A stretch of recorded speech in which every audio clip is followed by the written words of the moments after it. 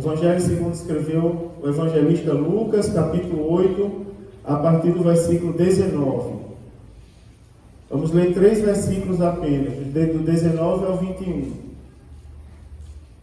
Diz assim, irmãos: E foram ter com ele sua mãe e seus irmãos, e não podiam aproximar-se dele por causa da multidão. E foi-lhe dito: Estão lá fora tua mãe e teus irmãos, que querem ver-te. Mas, respondendo ele, disse-lhes: Minha mãe e meus irmãos são aqueles que ouvem a palavra de Deus e a executam. Amém, irmãos? O Evangelho segundo escreveu Lucas, conforme os irmãos já sabem, é o Evangelho, digamos, mais didático de todos os Evangelhos que nós temos, dos 4 que nós temos, porque ele é mais explicado, né? Ele é mais detalhístico. É uma carta que o evangelista Lucas, aliás, é o primeiro capítulo de uma carta que o evangelista Lucas mandou a um homem chamado Teófilo, que a história identifica como um gentil que tinha se convertido a Cristo. E nessa carta, o evangelista Lucas, ele se preocupa em, como ele mesmo diz, pôr em ordem a narrativa dos fatos que você ouviu, conforme relatou os que presenciaram, né? Então ele pega esses fatos que Teófilo ouviu falar, ele pesquisa os fatos, e conforme narrou os discípulos de Jesus Cristo, e ele organiza como primeiro capítulo de uma carta e envia a Teófilo, né? Teófilo, como eu já expliquei para os irmãos em outra oportunidade, a gente não tem muita informação sobre a vida dele. Pelo pronome de tratamento que o evangelista Lucas usa para se referir a ele, se referindo como ó excelentíssimo Teófilo, a gente deduz que Teófilo provavelmente era algum magistrado da época, né? Uma vez que excelentíssimo é um pronome de tratamento utilizado para se dirigir aos magistrados. E o evangelista Lucas, eu não vou contar toda a história agora, mas agora no capítulo de número 8, é um capítulo que tem muitas coisas interessantes para a gente estudar. Por exemplo, as mulheres que serviam Jesus, a parábola do semeador, a parábola da candeia, Jesus apaziguando a tempestade, o endemoniado gadareno. Mas tem aqui uma parte do texto que fala na família de Jesus. É um texto que está nos 3 evangelhos sinóticos, não é? E fala a Bíblia Sagrada, o evangelista Lucas narrando, que foram ter com Jesus a sua mãe e os seus irmãos. E a Bíblia diz que eles não podiam se aproximar por causa da multidão. A Bíblia Sagrada diz que alguém foi até Jesus, né? Alguém foi até o lugar onde Jesus estava e disse assim: Estão lá fora tua mãe e teus irmãos e querem ver-te. Olha que coisa interessante. Dá uma grande mensagem, né? Estão lá fora a tua mãe e os teus irmãos com o desejo de te ver. Aí Jesus vai lá e diz e responde, mas respondendo ele, ou seja, contrariando o pedido que alguém foi fazer, porque o mais é uma expressão de contrariedade, não é? Por exemplo, está chovendo, mas eu vou ao culto. Não é? A palavra está boa, mas eu vou continuar no erro. Ou seja, uma palavra de contrariedade, um termo de contrariedade.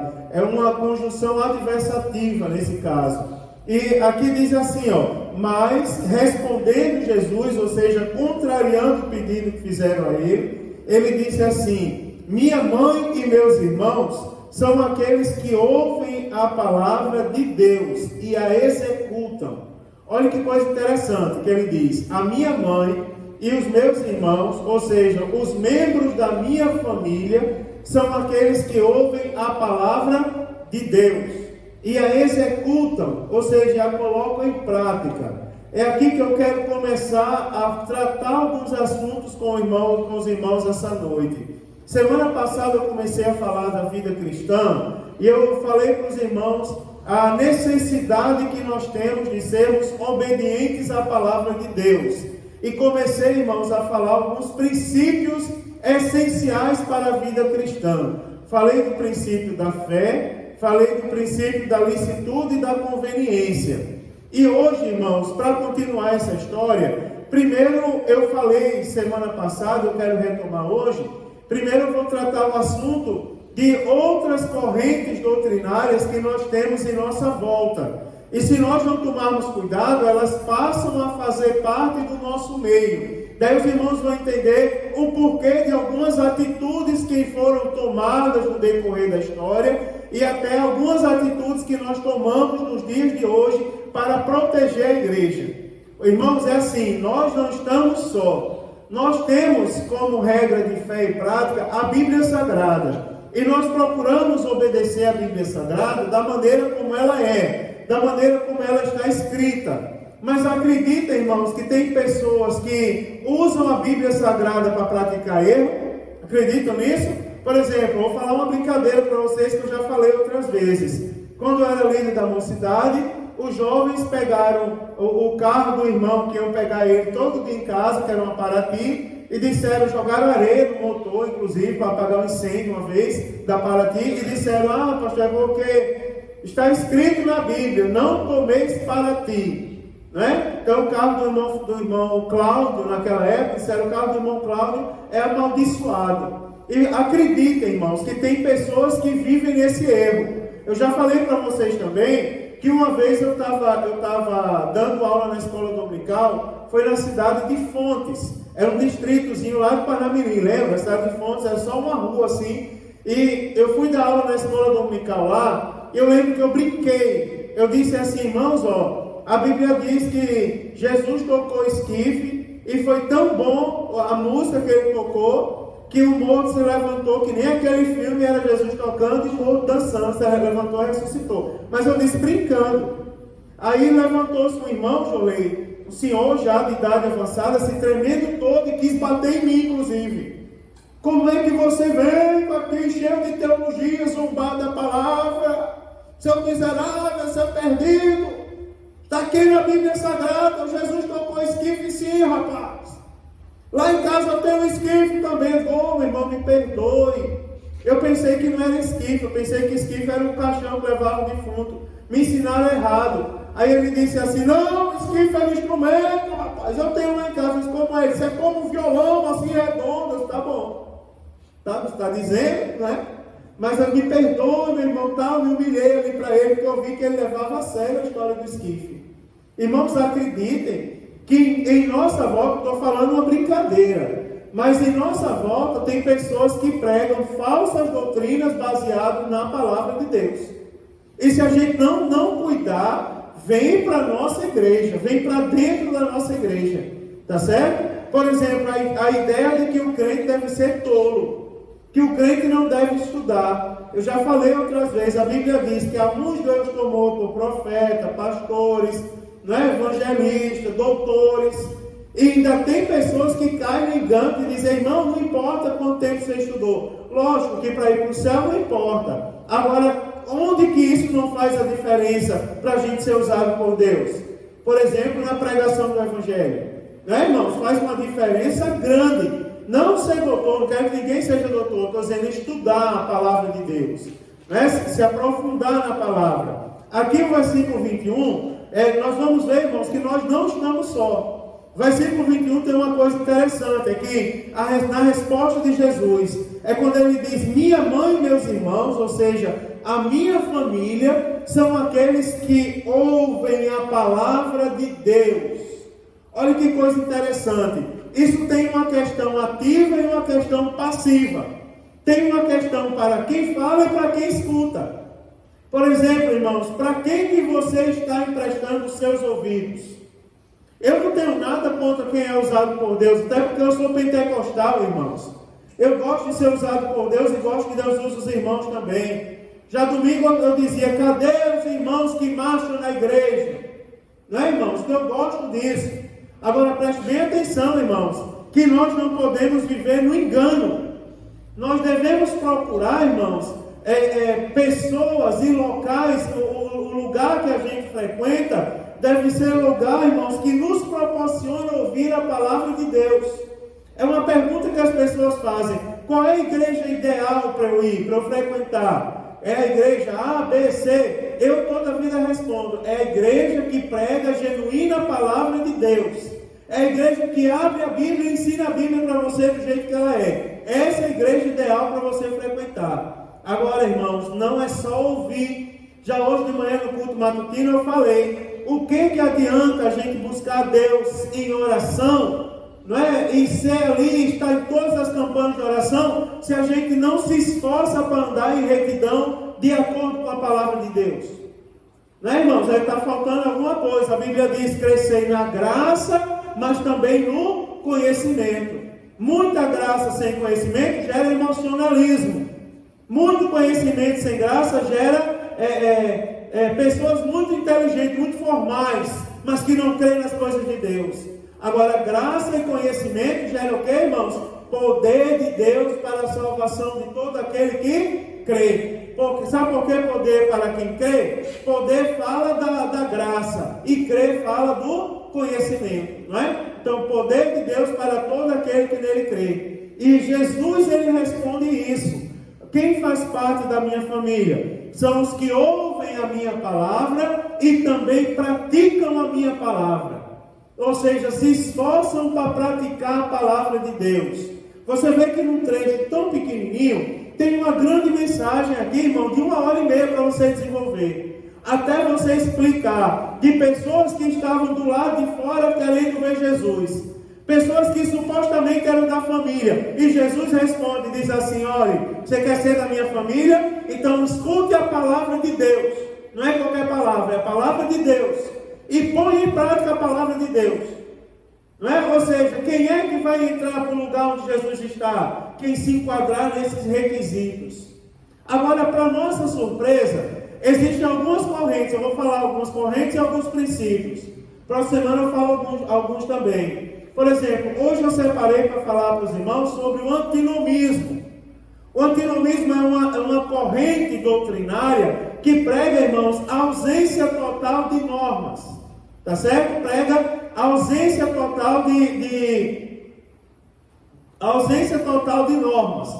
Para os antinomistas,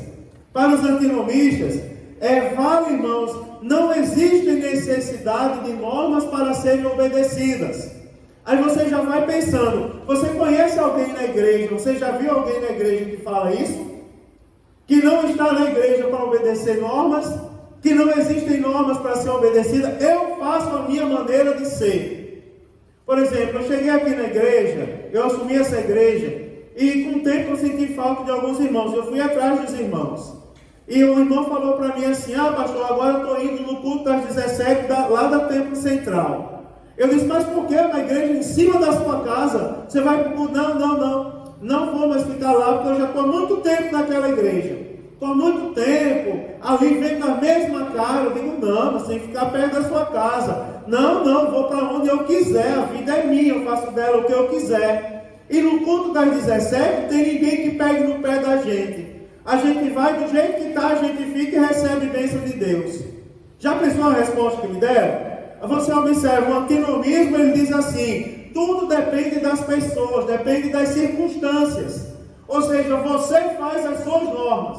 Você não tem que obedecer norma. Não é, irmãos? Tem um grande defensor do antinomismo que ele diz assim, você preste atenção se você já ouviu alguém com esse discurso. Porque ele fala assim: eu sou a minha liberdade.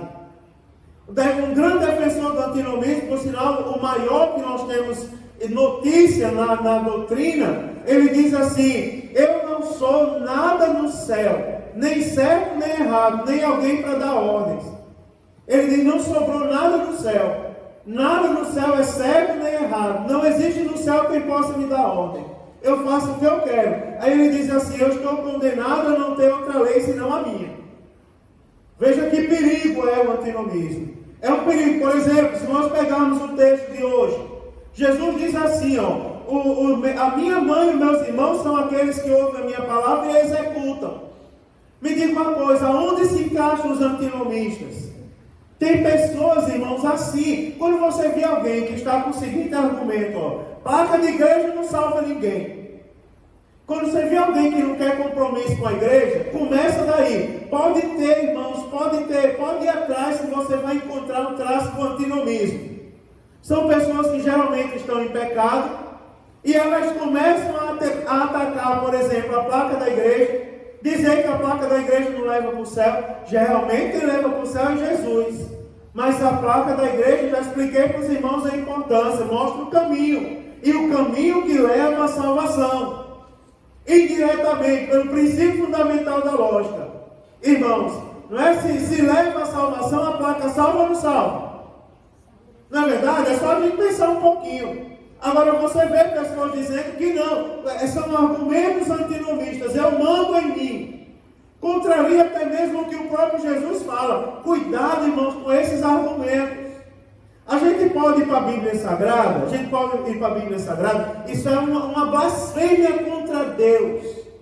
Você observa, quem mandou Jesus aqui, irmãos, nesse mundo, para nos salvar, foi o próprio Deus.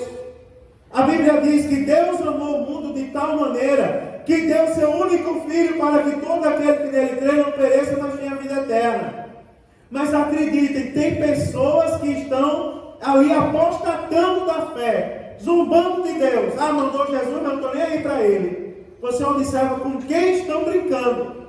O antinomismo é isso. Agora sim, irmãos, o antinomismo não serve para o cristão.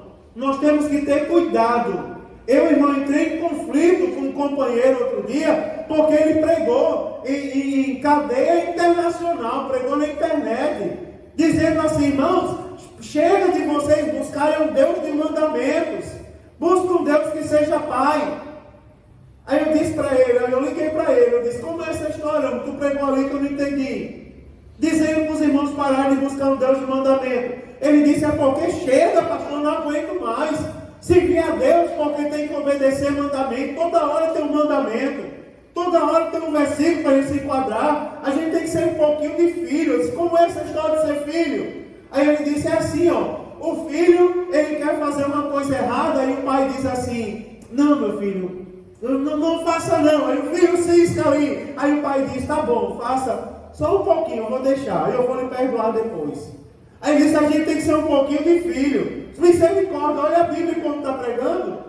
Eu, com toda sinceridade, não me tenho por filho de Belial, nem por uma pessoa prepotente, mas eu sempre digo a essas pessoas: me dê sua Bíblia de presente, pelo amor de Deus. Eu estou me perdendo, eu preciso da sua Bíblia para ir morar no céu. Porque a minha Bíblia, Jesus disse, a minha família, os que pertencem à minha família, ou seja, em outras palavras, os que querem ser co-herdeiros em meu nome, são aqueles que ouvem a palavra de Deus e as executam. Quer ver uma coisa, irmãos? Vira as páginas da sua Bíblia aí ao livro dos Provérbios. Vira a página da sua Bíblia ao livro dos Provérbios. Provérbios capítulo 14. Provérbio 14. Para quem não lembra, está logo após o livro dos Salmos. Provérbios 14.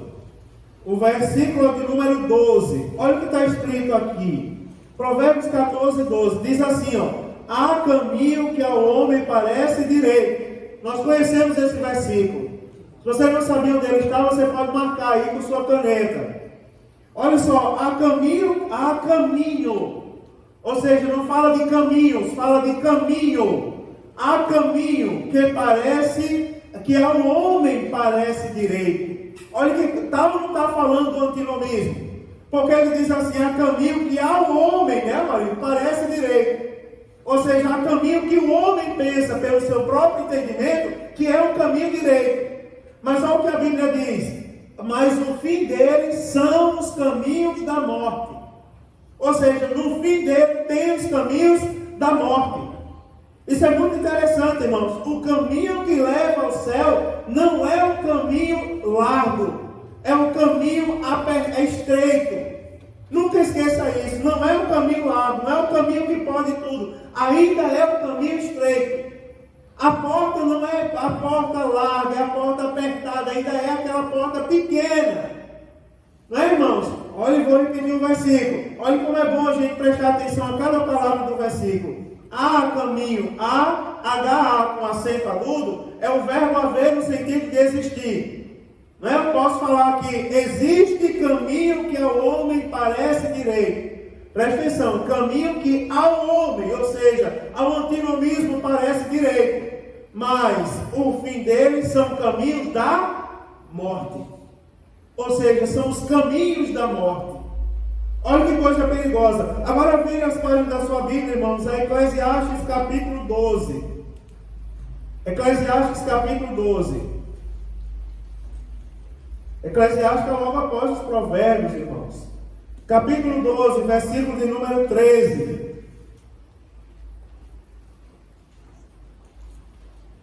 Amém? Eclesiastes 12, versículo 13. Olha o que está escrito aí. De tudo o que se tem ouvido, o fim é. Olha que coisa maravilhosa. Vou repetir só essa primeira parte.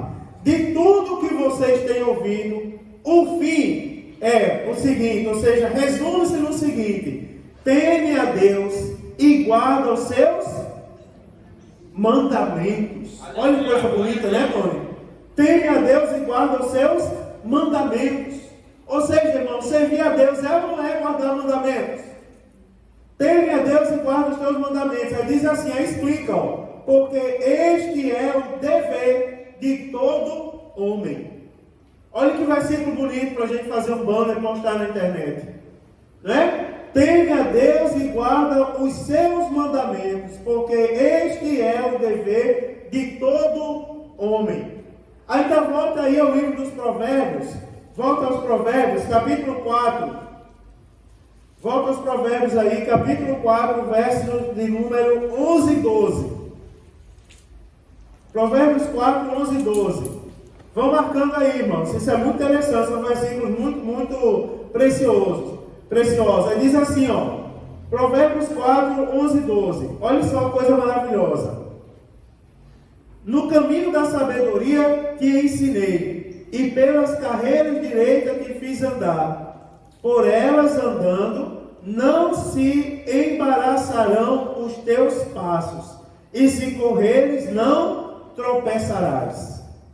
Olha que coisa maravilhosa. Tem não vou falar isso. Olha só, mas tem aquelas pessoas que querem viver de profecia, né, irmãos? Um dia chegou um homem aqui na igreja para me contar um sonho que ele teve. Do mar, do dragão, que surgiu, um dragão com asa vermelha, uma asa azul, uma amarela, tal. E eu ouvi por quase uma hora essa história desse sonho. Pensa um sonho comprido. E depois ele disse, e agora, pastor? Eu disse, não, agora eu vou orar por você. Ele disse, mas o pastor não vai dizer nada. Eu disse, não, o que é que eu vou dizer? Aí ele disse, não, eu vim aqui para o pastor dar a interpretação do sonho. Aí eu peguei, abri a Bíblia e disse, eu vou dar a interpretação do sonho. Olha. Que Deus amou o mundo de tal maneira que deu seu Filho unigênito para que todo aquele que nele crê não pereça, mas tenha a vida eterna. Daí ele disse, não, pastor, não é isso que eu quero ouvir. Eu quero ouvir a interpretação do sonho, que eu tenho certeza que é uma profecia para mim aí. Eu disse, se Deus me revelar, deixe o seu número aqui. Mas se Deus me revelar, eu vou ligar para você e vou dar a interpretação. Mas Deus não me disse nada, amor. Aí ele pegou, se levantou bravo. Não tem oração não. Já é a terceira Assembleia de Deus que eu vou. E os pastores da Assembleia de Deus estão muito fracos. Porque eu tenho certeza que se eu achar um profeta aí, cheio de Deus, ele vai me dar a interpretação. Tenho nada contra profeta. Mas olha o que a Bíblia fala, irmãos. No caminho da sabedoria te ensinei. Qual é o caminho da sabedoria, irmãos? Que a gente falou da semana passada. Salmo 119, 105. Lâmpada para os meus pés é a tua palavra, e luz para os meus caminhos. Agora você observe. No caminho da sabedoria te ensinei, e pelas carreiras direitas te fiz andar. Olha que coisa maravilhosa. Qual é a consequência? Porque por elas andando, não se embaraçarão os teus passos. Ou seja, irmãos, você nunca será confundido se você andar em retidão de acordo com a palavra de Deus. Nunca será confundido. E a Bíblia diz assim, ó, porque ela é a tua vida.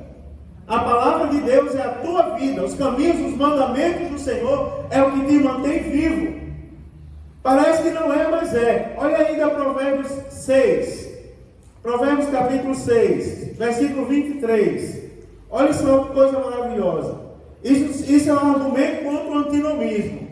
Olha que coisa boa. Diz assim, ó. Provérbios 6 e 23 diz: porque o mandamento é uma lâmpada. Olha que coisa interessante. O mandamento é uma lâmpada. E diz: e a lei uma luz. E as repreensões da correção são o caminho da vida. Está vendo, irmãos? Tem alguém aqui que não quer andar segundo a palavra de Deus? Será que chegou alguém, irmãos, com algum traço do antinomismo batendo na cabeça e dizendo assim: não, eu vou fazer o meu próprio caminho, eu tenho a minha própria interpretação? A palavra é clara, irmãos. Eu falei aqui para os irmãos quando eu fui ensinar o livro do Apocalipse, que a maioria das pessoas quando fala em Apocalipse diz assim: meu Deus, o livro do Apocalipse é um terror, eu nunca vou conseguir entender, não sei o que, não é aquele negócio. Aí eu descobri quando eu fui ler o Apocalipse, que na verdade é porque as pessoas nunca leram. Aí ficam usando argumento para não ler. Por quê? Eu tomei essa decisão, cheguei a essa conclusão logo quando eu li o versículo 1 do livro do Apocalipse, capítulo 1, que começa assim: revelação de Jesus Cristo. Daí eu fiquei pensando, se é uma revelação, não é um enigma de Jesus Cristo. Não está escrito lá enigma de Jesus Cristo, charada de Jesus Cristo, quebra-cabeça de Jesus Cristo. Não está escrito isso, está escrito revelação. Se é uma revelação, é algo que foi o quê? Revelado para o nosso entendimento. Não é? Que foi dado para o nosso entendimento. Então tenha cuidado, ó. Olha o que a palavra de Deus fala. Vou repetir aqui o versículo de número 23 do Provérbio 6, diz assim: porque o mandamento é uma lâmpada. Marca esse versículo, irmão, que é um versículo maravilhoso para você colocar lá na entrada da sua casa. Porque o mandamento do Senhor é uma lâmpada, e a lei uma luz, e as repreensões da correção são o caminho da vida. Irmãos, isso é tão maravilhoso que a Bíblia diz: ensina a criança o caminho que ela deve andar. Aí a Bíblia diz: e mesmo quando ela envelhecer, ela não vai se desviar dele. Ou em outras versões, ele não esquecerá. Não é interessante? Quantos de nós, aí tem pessoas que fazem alguma besteira e dizem assim: é verdade, bem que o meu pai falava na época dele. Não é? Porque as repreensões do Pai já são para o nosso bem. Você imagina a repreensão de Deus. A Bíblia Sagrada diz que a correção são o caminho da vida. E no versículo 24 ainda fala mais, ó, diz assim: para te guardarem da mulher má e das lisonjas da língua estranha. Olha que coisa interessante, irmãos. Porque o antinomista, quando chegar para você, ele não vai chegar para você dizendo: ô Marcos, deixa a igreja, rapaz. Ele não vai chegar com grosseria, não. Ele vai dizer: homem, pelo amor de Deus. Se brincar, vai afinar a voz. Né? Se brincar, vai dizer: Marcos, eu tenho um caminho maravilhoso para você. Viva a sua vida, faça o que está no seu coração. Se Marcos vai para esse culto, ele vai dizer: está repreendido, cão, em nome de Jesus. Porque a minha palavra diz que os mandamentos ainda é o que, irmãos? Luz para o meu caminho. Que a repreensão da palavra ainda é vida, meu irmão. E essa palavra não muda. Agora preste bem atenção, irmãos, a um detalhe. É que eu falei para vocês semana passada, eu disse que eu ia trazer uma corrente que pensa. Veja como é fácil a gente rebater isso. Tenha cuidado quando alguém... Irmãos, a gente está sujeito, pessoas virem aqui pregar para a gente e tentar colocar alguma doutrina dessa na cabeça da gente. Eu vou dizer uma coisa para vocês, ó. Não é falando mal de ninguém, porque os irmãos já me conhecem. Eu estou aqui há 3 dias, eu estou há mais de 3 anos. Mas tem pessoas que a gente convida para pregar que não se preparam.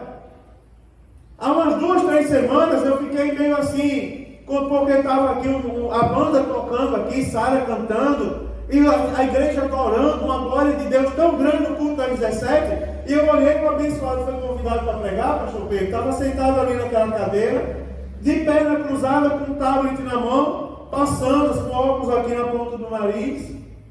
Parecia que não estava acontecendo nada na igreja. né? Uma glória de Deus, o povo tudo chorando, e ele sentado ali, como se nada estivesse acontecendo. Com o tablet, passava o tablet para um lado, para cima, para o outro lado, na diagonal. E eu olhei para Gelson ali, eu disse: esse homem está onde?